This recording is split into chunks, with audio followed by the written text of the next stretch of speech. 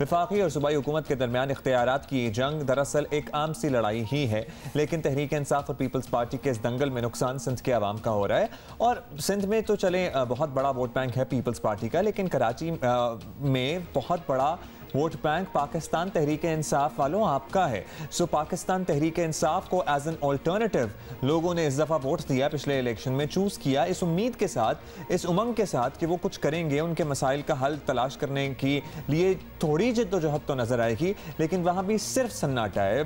माशाअल्लाह से कराची से जो MNAs हैं जितने हैं, उनमें से चंद एक के अलावा कौन आपको कराची में नजर आता है? आगे तो इस्लामाबाद बैठे होते हैं। ये एक अच्छा कवर अब्दुल्ला बना लिया गया है कि जब परफॉर्मेंस की बात आती है, चाहे विफाक से परफॉर्मेंस का सवाल किया जाए, चाहे सिंध हुकूमत से, तो वो इल्ज़ामात की एक बौछार शुरू हो जाती है। सिंध की वज़ीर बराए बहबूद ख़वातीन रहनुमा पीपल्स पार्टी भी शैला रज़ा साहिबा इस वक्त हमारे साथ मौजूद हैं, उनसे कुछ बात कर लेते हैं।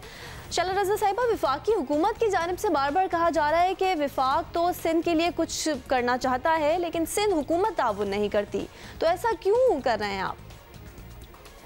मुझे अफसोस हुआ असद उमर पे, लेकिन इसलिए ज़्यादा अफसोस नहीं हुआ कि वज़ीर आज़म ने कहा सिंध हमारा सूबा नहीं है।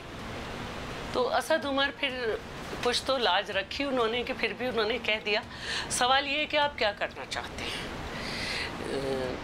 ये जो K4 है और S3, ये वो मंसूबे हैं जो वफाकी हुकूमत और सूबाई हुकूमत के दरमियान 50% दोनों को अदायगी करनी थी। जब से आपकी हुकूमत आई है, आपने K4 में एक पाई नहीं दी, S3 से आप मुकर गए। वफाक के बहुत सारे मंसूबे, जिसमें हम कह सकते हैं कि नॉर्दर्न बाईपास की एक्सटेंशन, एक्सपो सेंटर की एक्सटेंशन और बहुत सारे ऐसे मंसूबे थे जो वफाक के चल रहे थे, आपने उन्हें बंद किया। और उसके बाद अपने MPAs को वो फंड एनुअल डेवलपमेंट और अपने MNAs को, MQM के और MNAs को, MPAs को, ये सारे फंड आपने दे दिए। फिर आपने पूछा भी नहीं कि कहाँ लगे, इनके कॉन्ट्रैक्ट्स में क्या घपले हुए, ये आपका मसला ही नहीं है। आपकी हुकूमत चलती रहे, कायम रहे, कहीं नहीं लगे, कोई कुछ भी लगा तो नज़र आता। अब शैला रज़ा साहिबा, अब आपका मौक़िफ़ अपनी जगह, लेकिन वफाक अपनी जगह कायम है।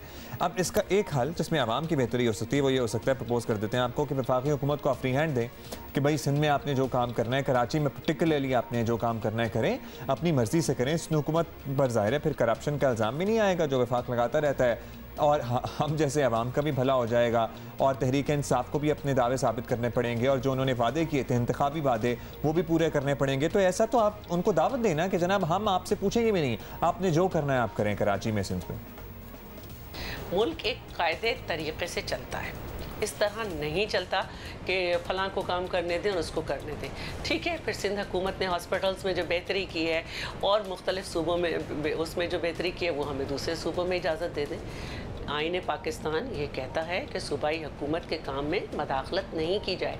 यहाँ तक के भी कि जो वफाक के मंसूबे हैं, जिस सूबे में शुरू किए जाएँ, उस सूबे को ऑन बोर्ड लिया जाए, उस जगह के अवाम की मर्ज़ी ली जाए। अगर सूबे ये इजाज़त ना दे तो ना किया जाए। आपने देखा होगा कि ग्रीन लाइन प्रोजेक्ट, हमने नवाज शरीफ से कहा था कि आप सूबे को ऑन बोर्ड लें, सब चीज़ों में साथ बिठाएं। आज उसका हशर देखें कि माहिरीन ये कहते हैं कि डिस्ट्रिक्ट सेंट्रल में जो इतना पानी भरा, उसकी एक वजह ये मंसूबे की गलत मंसूबाबंदी थी। तो ये नहीं होता है कि आप बादशाह नहीं हैं कि जिस जगह जो चाहें वो कर लें, इस तरह नहीं हो सकता। जो आपके मंसूबे चल रहे हैं उनका हशर देख लें। लेकिन शैला रज़ा साहिबा, उसके लिए ज़रूरी है कि सूबे में भी एक विल नज़र आनी चाहिए, सूबा काम तो करना चाहे ना। अच्छा, इस वक्त ये एक बड़ा मसला है कि तहरीक इंसाफ और पीपल्स पार्टी के दरमियान इल्ज़ामात का तबादला और ज़ुबान बहुत ज़्यादा सख्त इस्तेमाल की जाती है। तो वफाक और सिंध हुकूमत ने चलना तो इकट्ठा है, ये तो डिसाइडेड है, फिर अगर लहजे कुछ नरम कर लिए जाएँ तो इसमें क्या हर्ज है? कैसी बातें कर रही हैं आप? मैं इसको सपोर्ट करती हूँ आपके सवाल को, और मेरे वज़ीर आला भी इसको बिल्कुल सपोर्ट करते हैं। इसीलिए वो बहुत सी बातें जो CCI में करने की हैं, जो नेशनल इकनॉमिक काउंसिल में करने की हैं, वो वहाँ करते हैं। फिर खतूत लिखते हैं, लेकिन उनके खतूत का मजाक उड़ाया जाता है, उनसे आकर वफाकी मिनिस्टर बदज़बानी करते हैं। तो फिर हम भी उनको बताते हैं कि ये आपका तरीक़ा नहीं है। अगर एक वज़ीर आज़म जिसकी पार्टी की हुकूमत एक सूबे में नहीं है, इतना गिर जाए कि वो कहे कि ये सूबा हमारा नहीं है, तो आप उससे क्या तवक्को रख रहे हैं?